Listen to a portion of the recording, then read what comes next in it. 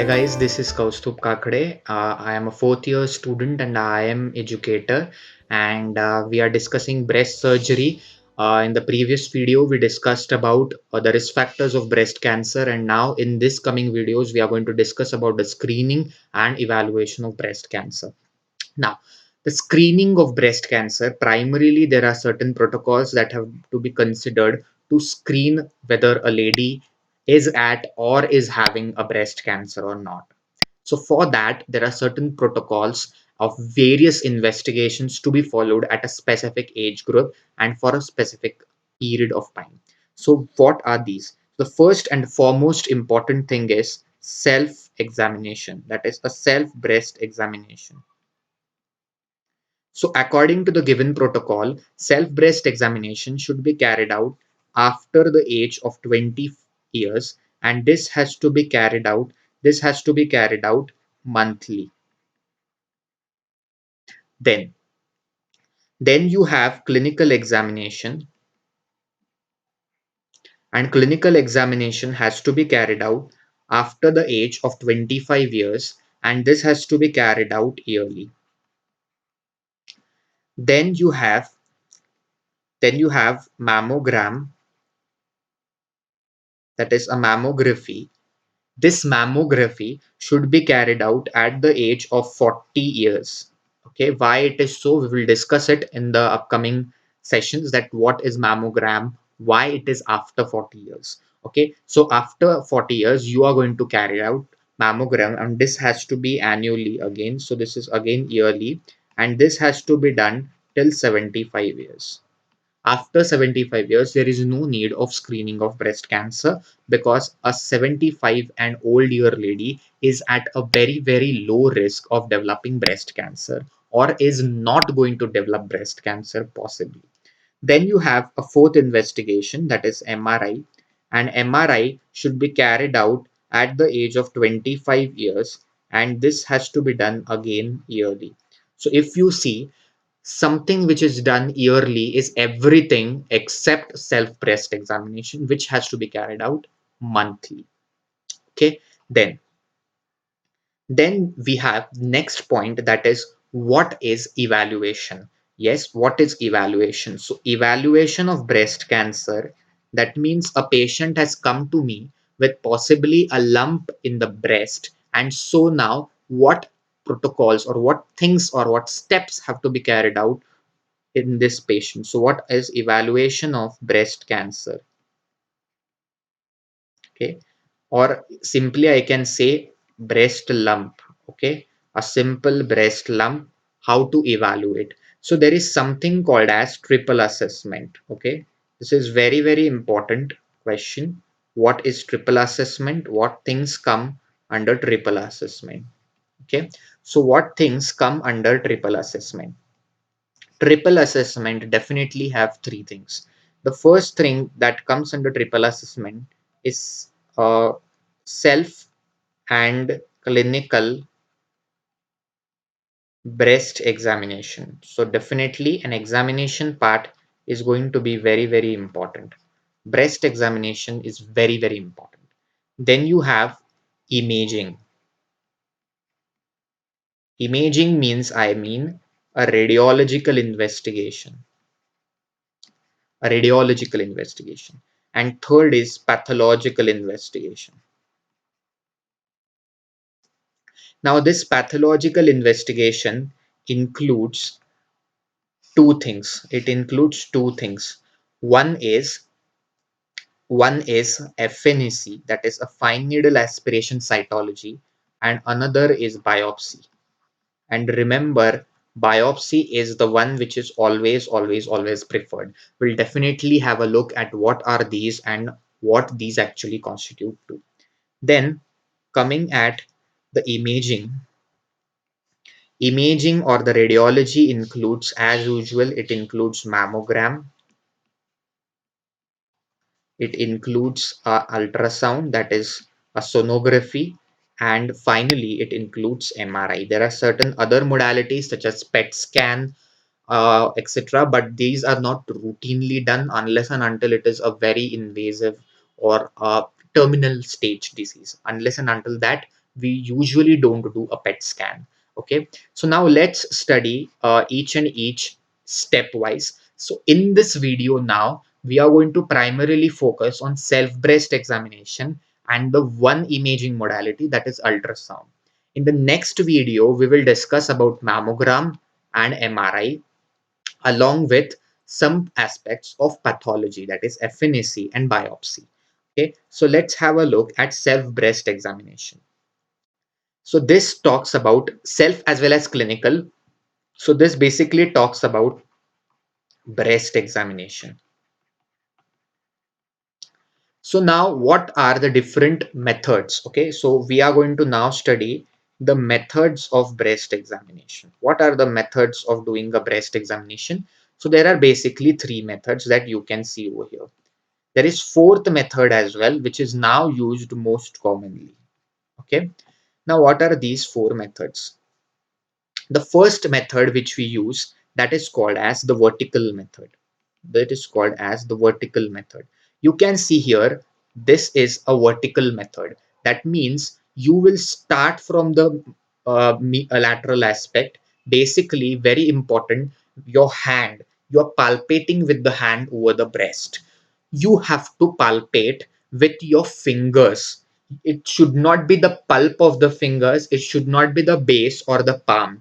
It has to be the middle phalanges, or basically the entire finger should be used to palpate the breast like this. It should not be like this. It should not be with the palm. Suppose this is a breast and you are palpating like this is a wrong method. You are palpating with the pulp of the finger. This is also a wrong method. The correct method is to palpate with the help of the entire fingers, and it has to be round and round palpation. So how it is done? If you are using if you are using a medial most point and you are going down and again coming up, again then from the opposite side you are coming down. So it is something like this. You are starting your breast examination at this point. You will palpate like this and again go up from here. From up you will come down. From down you will come up. This method is called the vertical method of breast palpation. Okay. The second method you have is the radial method.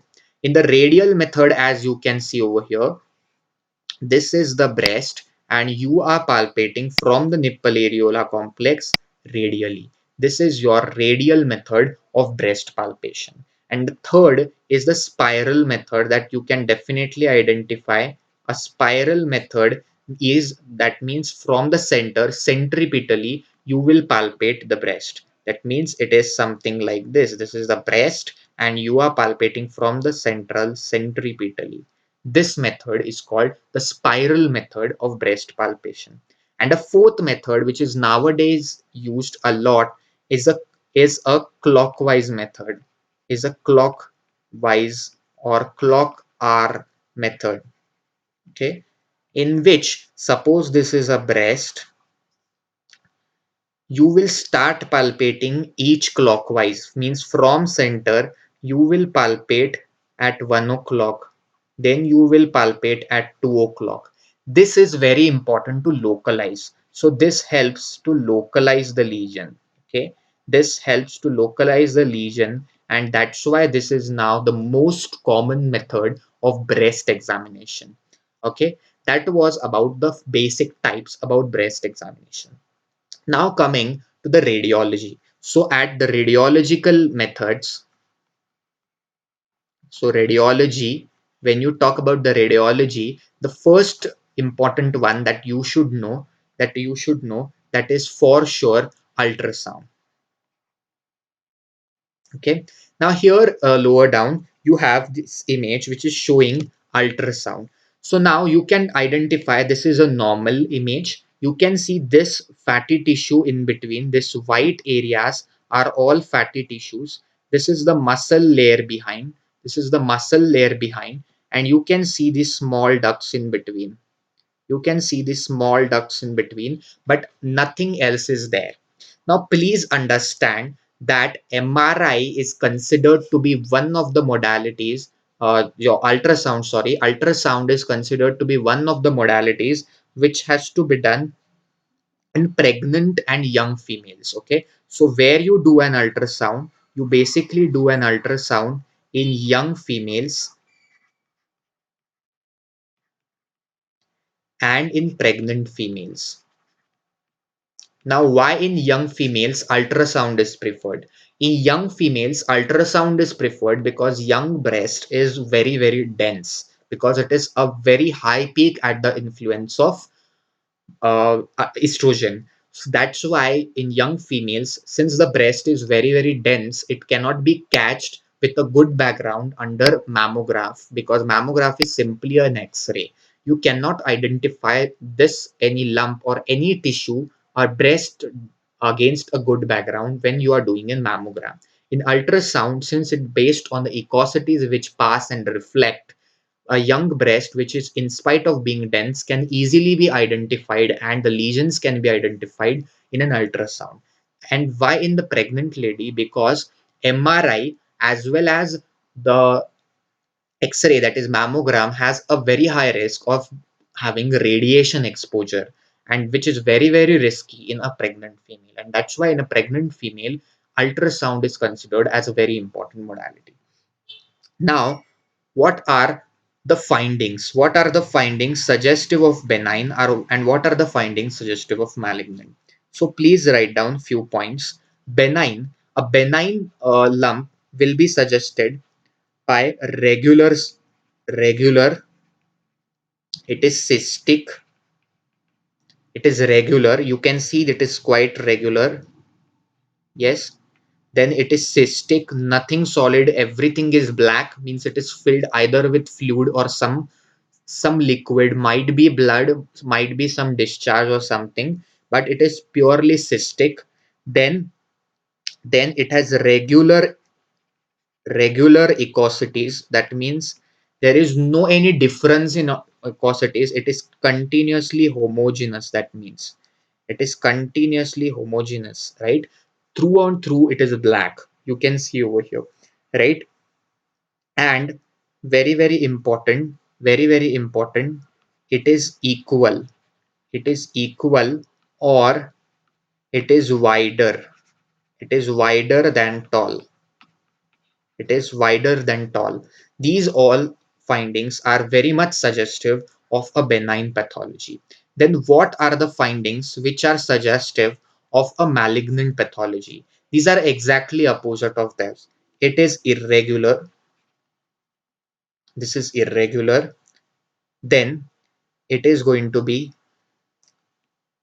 mixed, that means few cystic, few solid. So solid as well as cystic areas are going to be there. Then it is heterogeneous, it is heterogeneous, and very very important, taller than wide. Okay, taller and wide, right? It is definitely heterogeneous, because few white areas, few black areas. This is completely heterogeneous and it is completely irregular in shape. This is suggestive more of a malignant lesion. So that is what is about for this video about the screening evaluation, including the examination and the ultrasound. Thanks for watching this video. If you like it, share it, and subscribe the channel, and also follow us on Instagram, Inspiring Minds. Thank you.